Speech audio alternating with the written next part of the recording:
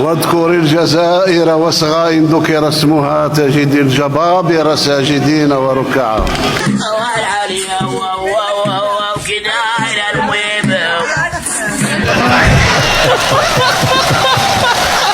الحمد لله الذي نجانا وأغرق فرعون.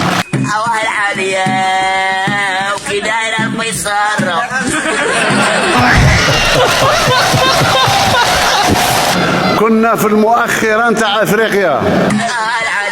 يا ربي وكدايرة تقليه. اليوم اقتصادنا هو الثالث في افريقيا. وكدايرة خبيزة.